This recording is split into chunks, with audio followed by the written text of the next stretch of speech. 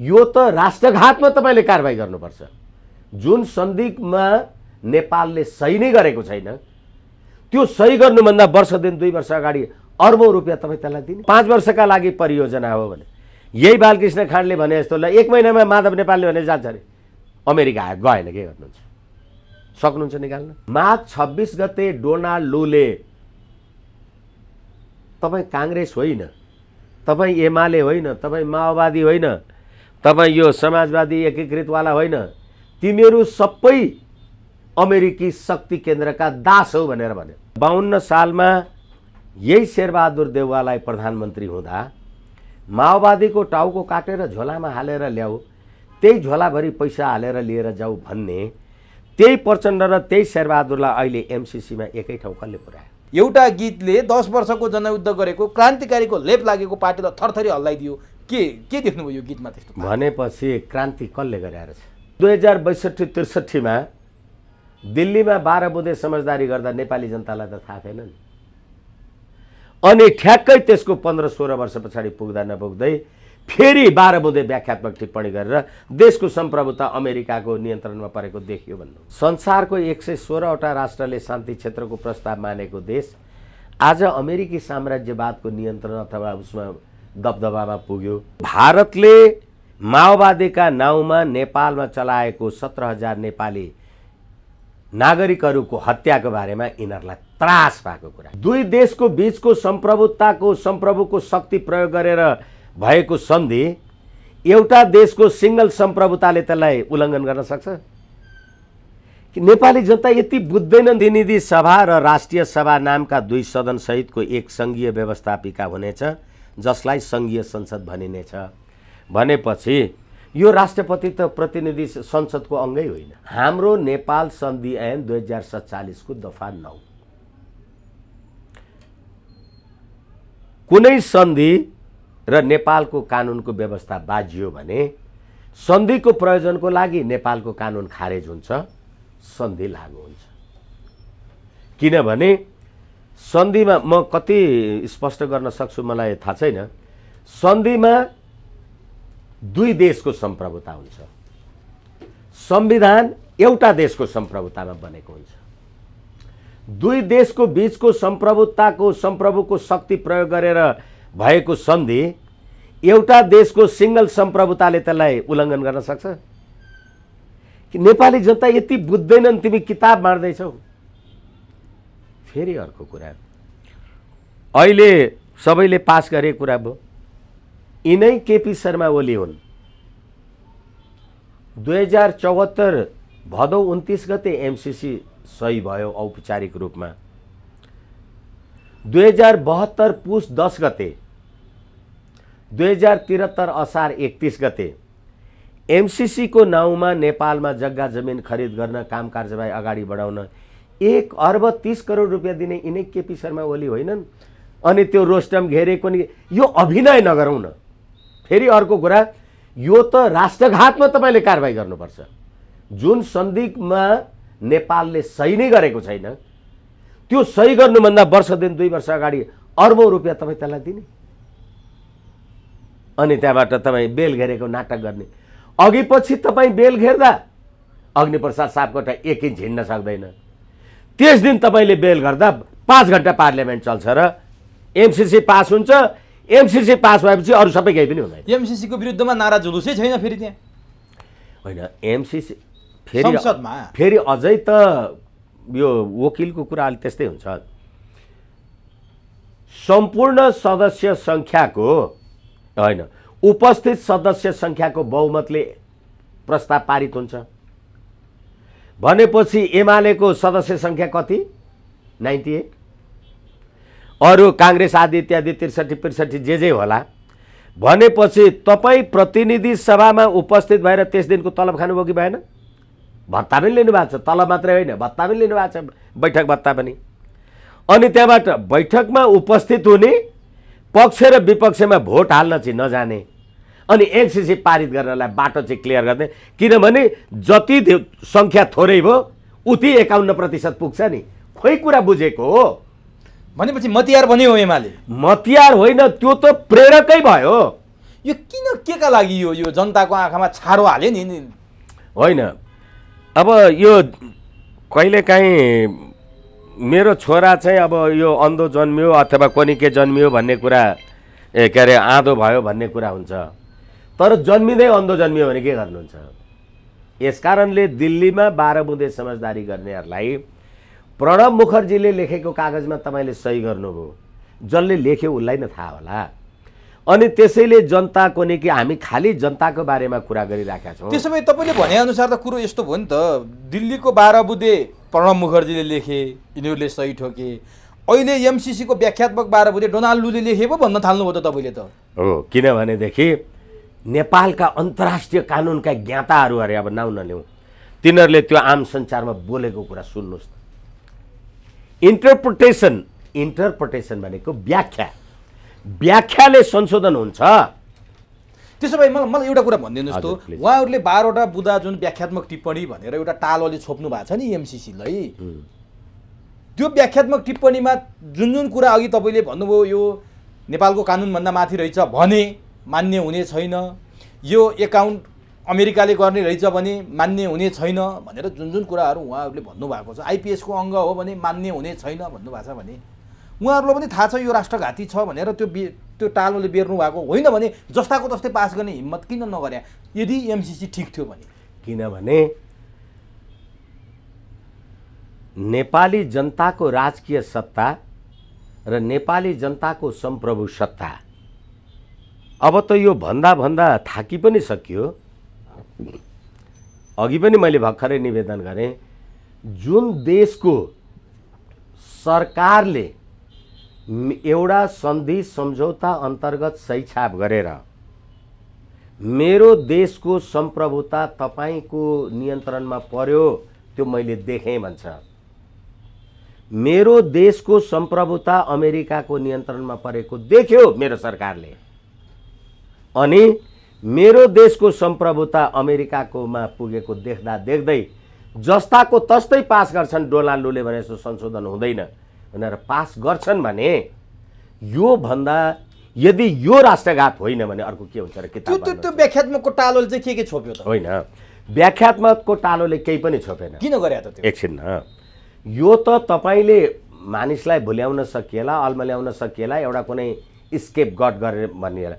फेरि यो भाषा बुझ्नको लागि म निवेदन गर्छु कि यो व्याख्यात्मक टिप्पणी हो, संशोधनको टिप्पणी होइन। समयावधि एमसिसीले थप व्याख्या गरे मात्रै हो। किनभने उमेश सुवेदी म कहाँ आएको थियो भनेपछि एउटा तथ्य भयो। कस्तो कस्तो थियो भने चस्मा लगाएको थियो, यसरी सर्ट लगाएको थियो, अथवा जुत्ता लगाएको थियो, अथवा साह्रो राम्रो कुरा गर्नुभएको थियो, अनुहार यस्तो रहेछ, राम्रो मान्छे हुनुहुँदो रहेछ, तपाईँको व्याख्या भयो। भनेपछि एमसिसीलाई थप राष्ट्रघाती बनाउने काम गर्नु। एमसिसीलाई सबभन्दा, म तपाईँलाई अर्को कुरा भनौँ, 1816 को सुगौली सन्धिमा हामीले 1,05,000 वर्ग किलोमिटर हाम्रो देशको भूभाग गुमायौँ। टिस्टा, सतलज, किल्ला, काँगडा आदि इत्यादि। कोसँग सन्धि गऱ्यौँ? अङ्ग्रेजसँग, इस्ट इन्डिया भारत, अङ्ग्रेज भारतसँग सन्धि गऱ्यौँ। र पछि जब 47 मा भारत स्वतन्त्र भयो, अङ्ग्रेजले भारत छोड्यो, त्यस पछाडि हामीले 1950 मा भारतसँग सन्धि गऱ्यौँ, नेपाल भारत शान्ति मैत्री सन्धि भनेर। त्यसमा के लेखेको छ भने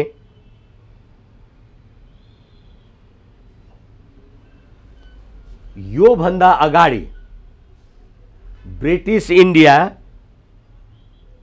र नेपालको बीचमा भएका सबै सन्धि सम्झौताहरू रद्द हुनेछन् भनेको छ।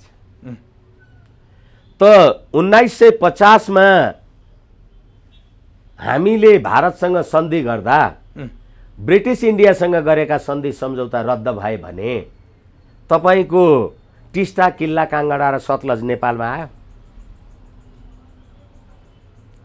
त्यति मात्रै होइन, त्यसमा भनिएको छ 1816 को सुगौली सन्धिमा नेपाल लेखा छ, त्यहाँ NIPAL, नेपालको साटो।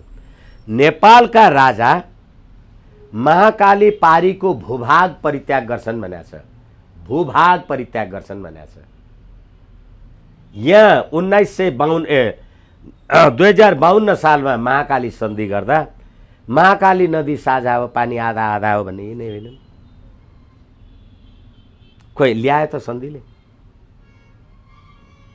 अनि अब त्योभन्दा खतरनाक नेपालको सम्प्रभुता नै अमेरिकामा पुग्यो।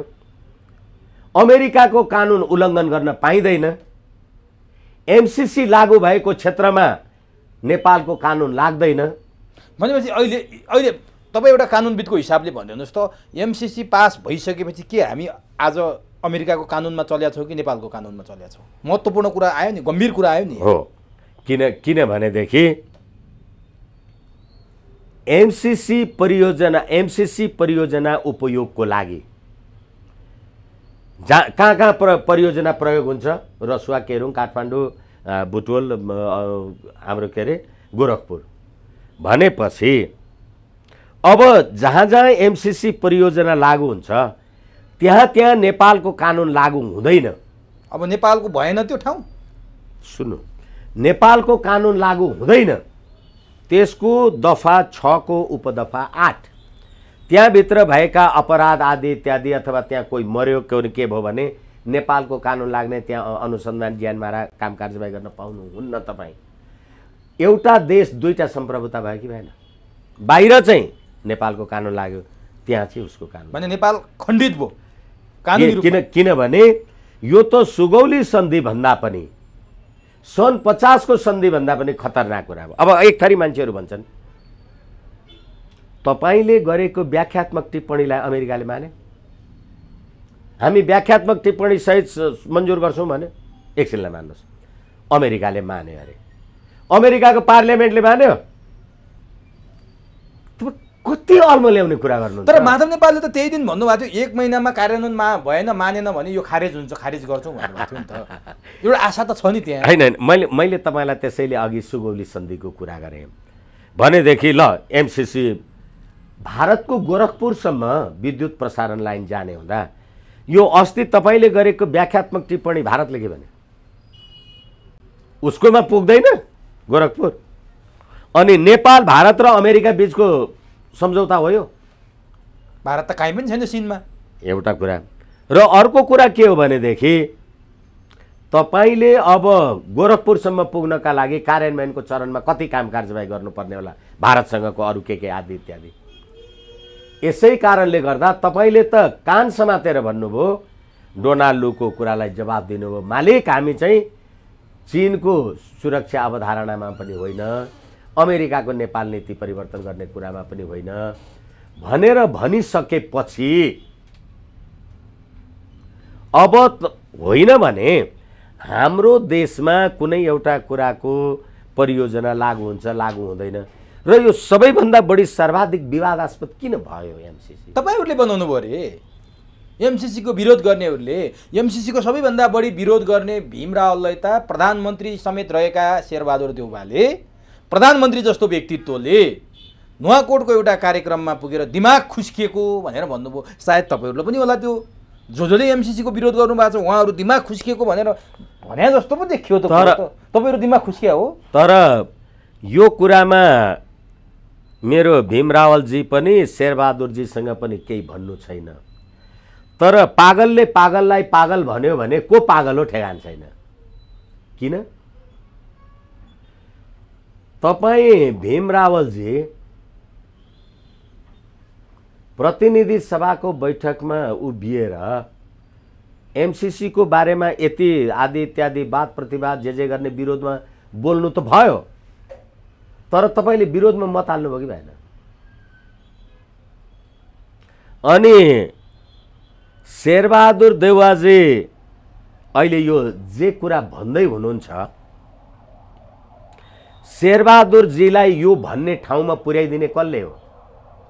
डोनाल्ड लू, परमादेशको सरकार।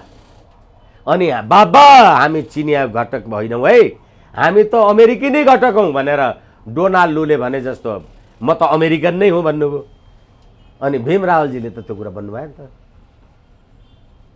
भन्नाले किनभनेदेखि धेरैचोटि भने मैले डोनाल्ड लूले त तपाईँहरूले यो मान्नु भएन भने नेपाल अमेरिकाको पोल्टामा चीनको पोल्टामा पुगेको कुरालाई हामी अनुमान गर्छौँ भनेर डोनाल्ड लूले त भन्नुभयो नि। तर उहाँहरूले मानिदिनु भयो छिट्टै। हो, तर अब भीम रावलजी मात्रै होइन, सम्पूर्ण उहाँको पार्टी तपाईँ जतिसुकै जे भन्नु होला, तर यो पारित हुने बित्तिकै तपाईँ पनि त अब डोनाल्ड लूकै लाइनमा त। तर उहाँले विरोध त गरे हो नि त। गगन थापाले त्यत्रो प्रहार गरे, भीम रावललाई सडक सदन अछाम काठमाडौँ कहाँ बहस गर्ने भनेर च्यालेन्ज दिँदा पनि एउटा भीम रावलले आँट गरे हो नि, पार्टीले साथ नदिँदा पनि। होइन, आँट गरेनन् मैले भनेको होइन। सबै एउटै ओथाराका चल्लाहरू, कोही यताबाट यता निस्किन्छन्, कोही यता निस्किन्छन्, कोही यता निस्किन्छन्, कोही यता निस्किन्छन्। 12 बुँदे समझदारीको परिणति, 12 बुँदे समझदारी भएको 15-16 वर्ष पछाडिको यो अर्को परिणति। जसरी अहिले हामी, म कसरी निवेदन गरौँ भन्ने कहिलेकाहीँ पीडा लाग्छ। रसुवा केरुङ काठमाडौँ,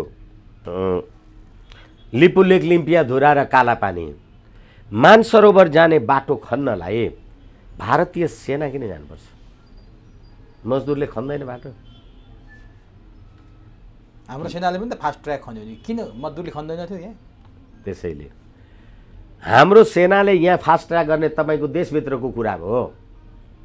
तपाईँको उहाँ मानसरोवर जाने कुरा त नेपाल, चीन, भारत त्रिदेशीय बिन्दुको कुरा हो भने।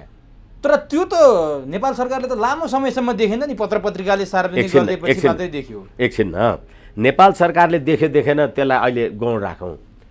तर त्यसरी देशको अन्तिम सुरक्षा कवचको रूपमा रहेको सेनालाई प्रयोग गरिन्छ भने त्यो भौतिक उन्नतिको अर्थको कुरा मात्रै छैन, त्यो सामरिक स्वार्थ, कूटनीतिक, राजनीतिक स्वार्थको कुरा हुन्छ भनेर बुझ्नुपर्छ भन्नका लागि भने मैले। न बाटो खन्न त एउटा मजदुर पठाए भइहाल्छ। के छ त्यहाँ स्वार्थ सेना पठाउनु? हो, किनभने बाबा, चीन, भारत र नेपालको त्रिदेशीय बिन्दुको बारेमा त्यहाँभन्दा ठुलो राजनीतिक स्वार्थ के होला त? अमेरिकाको पनि स्वार्थ छ त्यहाँ। अमेरिकाको स्वार्थ नभए त रसुवा केरुङबाट विद्युत लाइन प्रसारण गर्ने कुरामा चीनको सिमानामा पुग्नका लागि अमेरिकालाई यो एमसीसी भन्दा बाहेक अर्को के बाटो? तर विद्युतको तारबाट सेना आउँदैन रे नि त, गृहमन्त्रीले भने सुन्नु भएन? कहिलेकाहीँ भन्ने गरिन्छ यो विचारबाट त सेना आउँदैन भनिन्छ नि, अनि यहाँ त भाषण गरे न हो, यसले त सेना आउँदैन, यो त उस्तो हुँदैन भन्यो। तर के हो भनेदेखि त्यो विचारको कार्यान्वयन गर्नका लागि साधन, स्रोत, शक्ति, सम्पत्ति प्रयोग गर्नु पर्यो भने, जस्तो अहिले हामी क्यामेरामा कुरा गरिराखेका छौँ, यो क्यामेराबाट त गणतन्त्र आउने, राजतन्त्र जाने त हुँदैन नि त, पात्रताहरू नै हुन्छन् नि। यसै कारणले गर्दाखेरि यिनीहरूको जस्तो यो पात्र, प्रवृत्ति, क्षुद्रता, यी सब गतिविधिहरूले गर्दाखेरि र फेरि यिनीहरूको आफ्नो पृष्ठभूमिलाई पनि हेर्ने हो भनेदेखि अहिले हामीले सुरुमा कुरा गरे अनुसार यही निर्वाचनकै गतिविधिलाई पनि हेर्दाखेरि तपाईले 2074 सालको एमसीसीको बारेमा अहिले व्याख्यात्मक टिप्पणीमा लेख्दा पनि रछ भने, हुँदो रछ भने भनेर भन्नुहुन्छ। तपाईको व्याख्यात्मक टिप्पणीले अमेरिकालाई मानेकै छैन भने धोती लाग्यो त्यसले। अब होइन, अमेरिकाले त भनिसक्यो यो संशोधन पनि हुँदैन, समय पनि थपिँदैन। अनि अघि मैले जसरी तपाईलाई 1816 को कुरा गरेँ, सुगौली सन्धिको कुरा आदि इत्यादि गरेँ। अब 5 वर्षका लागि परियोजना हो भने यही बालकृष्ण खाँडले भने जस्तो ल 1 महिनामा माधव नेपालले भने जान्छ अरे अमेरिका आयो, गएन, के गर्नुहुन्छ? सक्नुहुन्छ निकाल्न?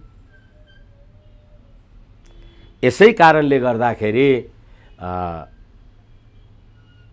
नेपाली जनताको राजकीय सत्ता र सम्प्रभु सत्ताको यो भद्दा मजाक हो। अब नि यो एउटा आशा के छ भने नि नेपाली जनतालाई अझै पनि कुनै पनि विधेयक संसदबाट पारित भएपछि त्यो प्रमाणीकरण गर्ने राष्ट्रपतिको, राष्ट्र प्रमुखको त्यो काम कर्तव्य हो नि। यो चाहिँ कतै प्रमाणीकरण गर्नुपर्छ कि पर्दैन म तपाईँलाई सोध्दैछु। राष्ट्र प्रमुख, राष्ट्रपतिले यसलाई प्रमाणीकरण गर्नुपर्ने हो कि होइन? यदि हो भने जनताले अझै पनि राष्ट्रपतिले रोकिदिनुहुन्छ कि भन्ने आशा गरेका छन्। के छ कानुनी प्रावधान के छ? राष्ट्रपतिलाई त्यसरी रोक्न सक्ने कुनै संवैधानिक कानुनी अधिकार छैन। प्रमाणीकरणको लागि पठाउनु पर्छ कि पर्दैन? संसदबाट पारित भएको कानुन सरह लागू हुने कुरालाई प्रमाणीकरणको लागि पठाउनुपर्छ। पठाउनुपर्छ। त्यहाँ गएर रोकिने सम्भावना छ? राष्ट्रपतिले कहिलेकाहीँ गर्नुहुन्छ नि त, कहिलेकाहीँ ढिलो गराइदिनुहुन्छ, कहिलेकाहीँ जाँदा बित्तिकै पनि गराइदिनुहुन्छ काम कुरा। त्यसले गर्दा रोकिने अब यसमा चाहिँ हामी बेपत्ता विवाद पनि गर्न सक्छौँ। यो संसदबाट पास भयो, कानुन सरह लागू हुन्छ, त्यसकारण राष्ट्रपतिले प्रमाणीकरण गर्नुपर्छ पनि भन्ने तर्क हुन सक्छ। अब अर्को कुरा चाहिँ के हो भने दुई देशको बीचको सन्धि, त्यसमा बमोजिमती होइन पार्लियामेन्टले अनुमोदन गरेपछि लागू हुन्छ भनेपछि होइन हामी राष्ट्रपति कहाँ नपठाउने भन्न पनि सक्छ। कानुनी के छ कानुनी प्रावधान? त्यस्तो कुनै स्पष्ट कानुनी व्यवस्था मेरो जानकारीमा छैन। भनेपछि यो कार्यान्वयनमा आइसक्यो मलाई लाग्छ। किनभने कर्मचारी खोलिसक्यो, काम सुरु गर्न थालिसक्यो, अब काम गरेर 5 वर्षमा र फेरि मैले त्यसैले सिद्धान्तको कुरा भने अहिलेको संविधानमा त हामीले हेर्यौँ भने अरू देशमा चाहिँ राष्ट्रपति तल्लो सदन र माथिल्लो सदनको संसद हुन्छ भनेको छ। लोकसभा र राज्यसभा गरेर संसद हुन्छ भनेको छ। हामी कहाँ चाहिँ राष्ट्रपतिलाई संसदको अङ्ग बनाएको छैन। जस्तो कि हाम्रो संविधानले यो राष्ट्रपतिको बारेमा कुरा गर्दाखेरि यसले यो संसदको बारेमा व्यवस्था गर्दै गर्दा के भन्छ भनेदेखि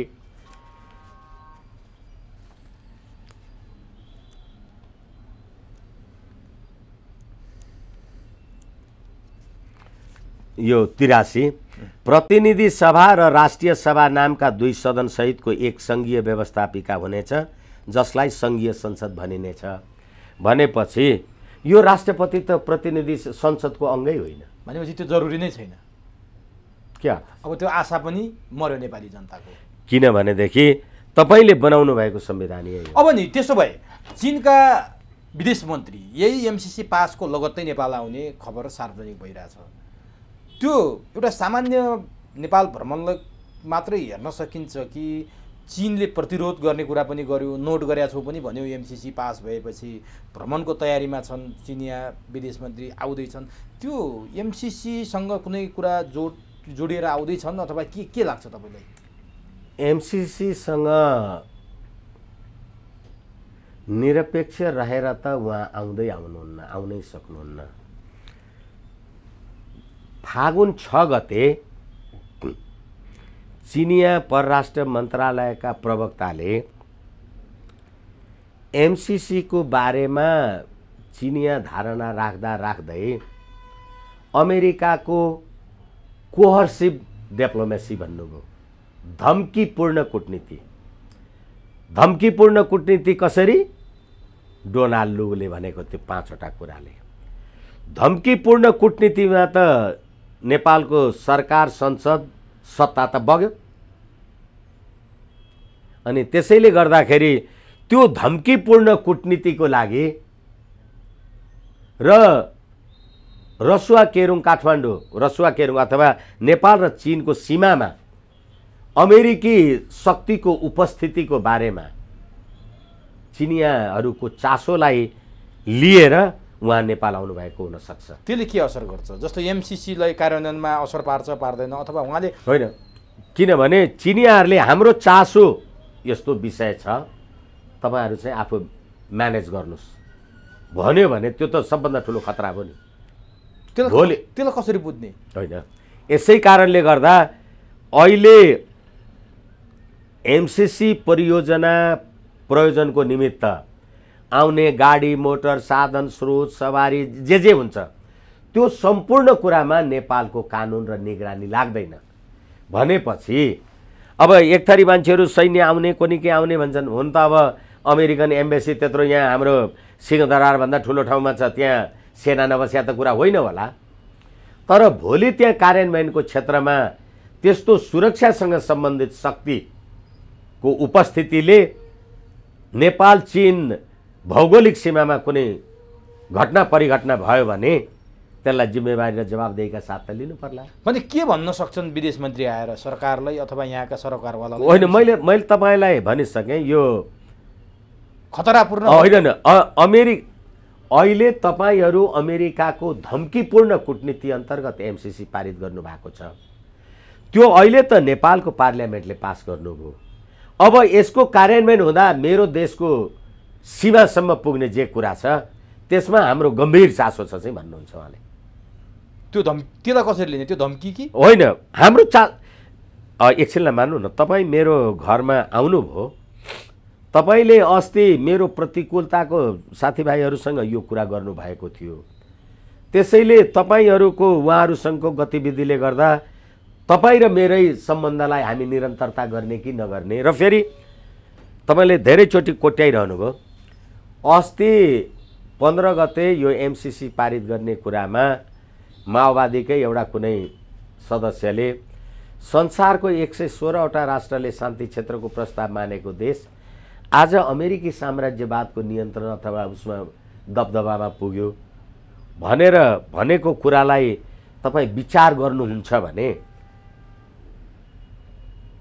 र अहिले चिनिया विदेश मन्त्री नेपाल आएको कुरालाई जोड्दाखेरि डोनाल्ड लूले चाहिँ तिमीहरू एमसीसी पास गर्दैनौ भने चिनिया धारणामा चिनियासँगको तिमीहरूको यो गतिविधि हो भनेर उहाँले त्यो शब्दावली प्रयोग गरेपछि अनि त्यो शब्दावलीलाई लिएर धम्कीपूर्ण कूटनीति गर्यो अमेरिकाले भनेर चीनले भन्दै उनीहरू आउँदा कन्सर्न गर्ने त त्यही विषय नै हो। भनेपछि हामीले के भन्न सक्छौँ? राम भन्ने हो, कहाँ थाप्न सक्ने अवस्था देखेन जनताले। अब जनता तागत भएन थाम्नु। त्यसो भए साँच्चीकै अब चीनका विदेश मन्त्री त्यसरी आउने, अमेरिका त्यसरी बोल्ने, उनी त भौतिक रूपमै आउन थाले चीनका विदेश मन्त्री। अब तपाईँहरूले भन्नुहुन्थ्यो नि नेपाल क्रीडा स्थल बन्छ, रणभूमि बन्छ भन्नुहुन्थ्यो, त्यसको स्टेप सुरु हुन थाले हो। अब अमेरिका आउला फेरि त्यसपछि यसको कूटनीतिक स्टेप त सधैँ जारी छ, भौतिक स्टेप पनि सुरु भयो। क्रीडा स्थलको लागि भौतिक स्टेप पनि बुझ्न सकिन्छ। अब अन्तिममा यो गीत, म तपाईँलाई यो गीतमा विवादमा यो सोध्ने मन त थिएन, तैपनि अहिले चौतर्फी सबैले यही कुरा जता गयो, यही प्रकाश सपुतको पीर र माओवादीको कुरा जोडिया हुनाले अन्तिममा तपाईँको धारणा मात्रै बुझ्न खोज्या। एउटा प्रकाश सपुतको 16 मिनेटको गीतले 10 वर्षको जनयुद्धको नेतृत्व गरेको भनेको नेकपा माओवादी पार्टी सम्पूर्णलाई हल्लाइदियो, थरथर काप्ने गराइदियो। यो गीतको विरोध भयो, त्यो कन्टेन्टमा म गएन। यो विषयवस्तुलाई तपाईँले कसरी लिनुभएको छ? एउटा तपाईँ पनि त एउटा सचेत नागरिक हो नि। यो गीत ठिक थियो ठिक थिएन त्यो बेग्लै कुरा छ। एउटा गीतले 10 वर्षको जनयुद्ध गरेको क्रान्तिकारीको लेप लागेको पार्टीलाई थरथरी हल्लाइदियो। के देख्नुभयो यो गीतमा त्यस्तो? भनेपछि क्रान्ति कसले गरेर छ?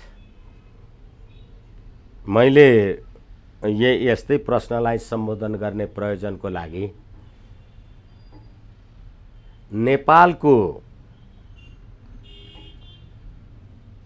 दुर्गम क्षेत्र